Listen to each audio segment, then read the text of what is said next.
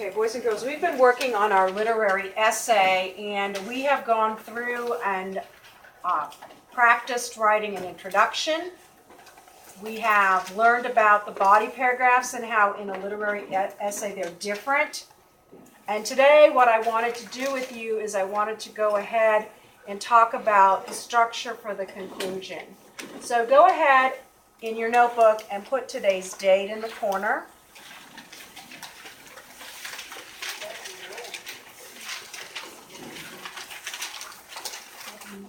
Now, the structure of the conclusion of a literary essay does not change from the opinion essay or the personal essays that we've written so far this year. So what is the very first thing that you would do when you were creating your conclusion? Johan?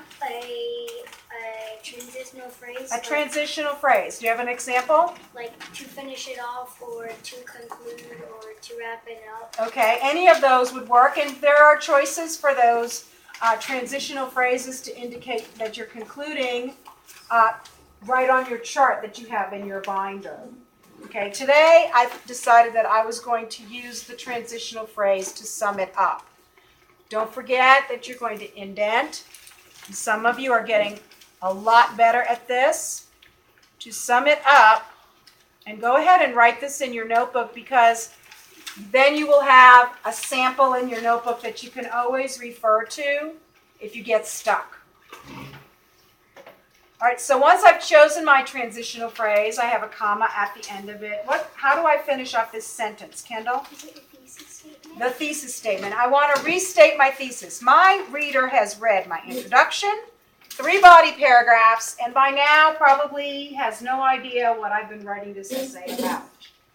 So I want to remind them what the point of this whole essay was.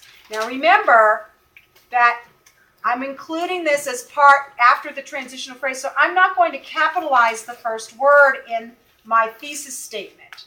I'm going to add it as part of the end of this sentence. So I'm going to write the main character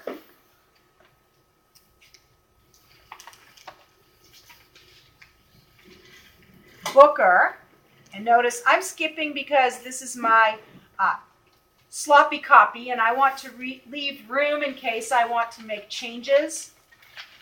When I go to publish, I won't skip lines like this. So to sum it up, the main character Booker, and I also want to remind my reader the name of the book, in More Than Anything Else. And remember what we learned today about writing a title. Each of the big words gets capitalized and the title gets underlined. By Marie Bradby. And it's important to know, it's very important to know the author of a book. As Braden will tell you, he just spent some time researching to find the author of a book because he wanted to see if it was in the library. And you need the author's last name at least to kind of have an idea of where to go when you're looking for a book. So to sum it up, the main character Booker in More Than Anything Else by Marie Bradby is determined to learn to read. Is determined to learn how to read.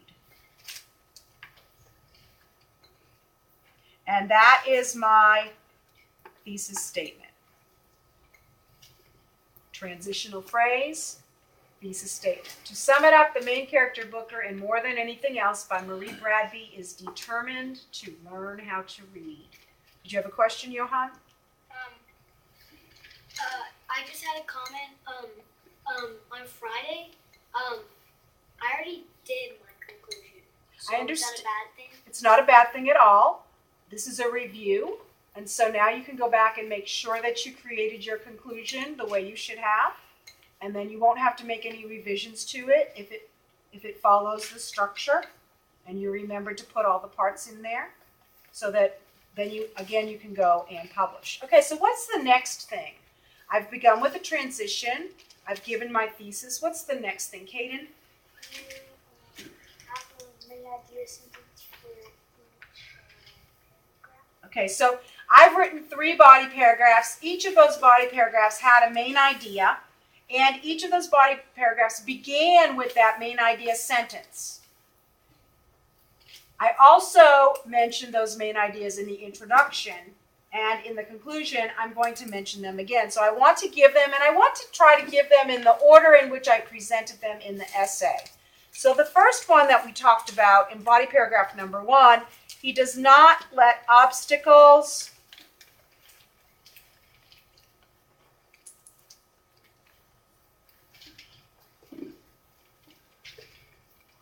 stand in his way. And remember, we talked about how he had difficulty because his mom didn't know how to read. Nobody in his family, nobody in his village. The only person who knew how to read was the newspaper man. He also didn't have a book, and he didn't have any opportunity to go to school. So lots of obstacles were in his way, but he didn't let that stop him. The second main idea, what I talked about in my second body paragraph, was that he does not give up even when he is discouraged. He does not give up even when he is discouraged.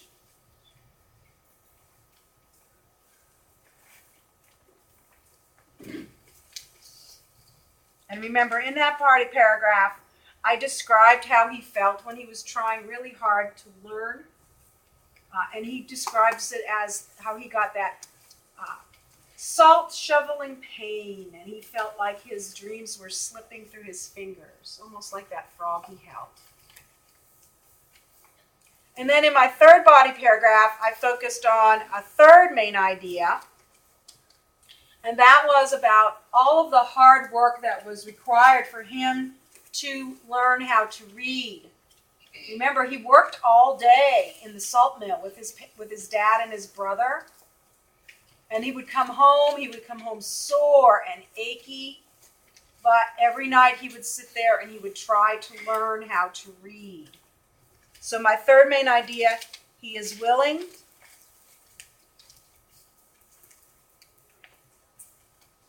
to do the hard work.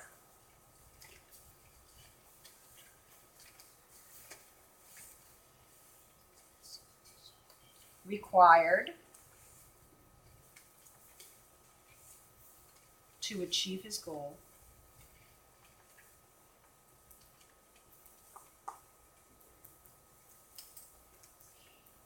So notice in my conclusion, I've begun with a transitional phrase, restated my thesis statement to finish off that first sentence.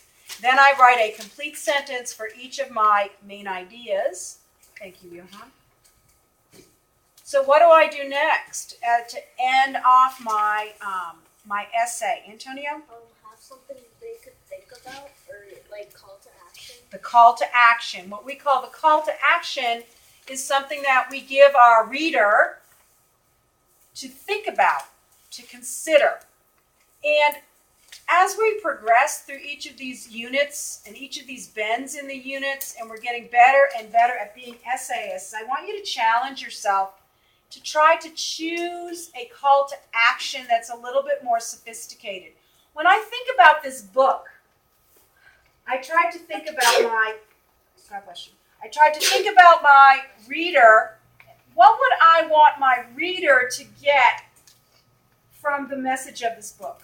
And we know that Booker was determined, that there were obstacles in his way, that he had to work really hard, that he got discouraged. And I thought, all of us, we set goals for things that we want to do. Maybe we want to get a 100 on our language test so that we can get choice time.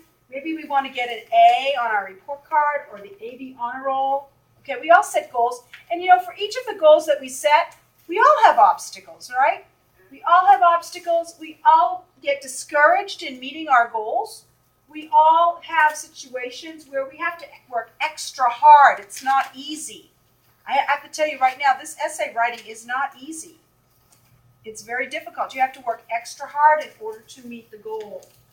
Okay, so I thought about that, and I decided that I wanted the call to action to really fit with what I wanted my reader to take away from this essay. And so I decided to write, think about the goals you have set for yourself.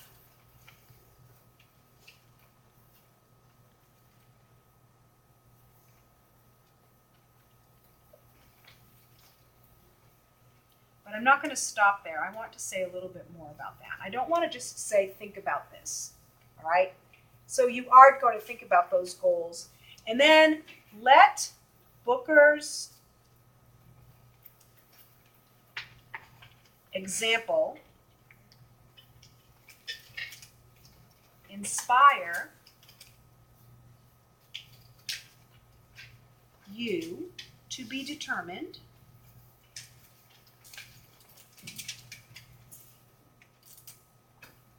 in your quest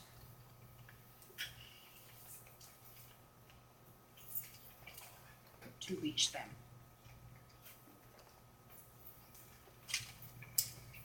So let's just review the structure of the conclusion.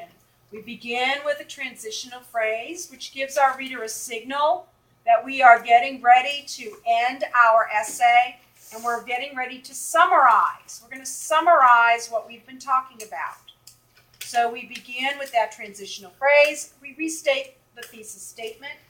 We restate each of the main idea sentences, and then we give the reader something to think about or something to do. We call that the call to action. All right, so listen, I'm going to go back and I'm going to read my conclusion all the way from the beginning. To sum it up, the main character, Booker, in More Than Anything Else by Marie Bradby, is determined to learn how to read. He does not let obstacles stand in his way. He does not give up, even when he is discouraged. He is willing to do the hard work required to achieve his goal. Think about the goals you have set for yourself. Let Booker's example inspire you to be determined in your quest to reach them. So the challenge for this essay that you're writing and finishing up today is to come with a very sophisticated call to action. So during independent time today, what you're going to do is you're going to finish up your essay. Go back and reread it. Make sure it has all of the pieces it needs to have. Revising it in your notebook before you publish. Now, I will talk to you a little bit about what you need to make sure that you do when you're publishing your paper. But for now, if I could have you guys go ahead and walk back to your seats.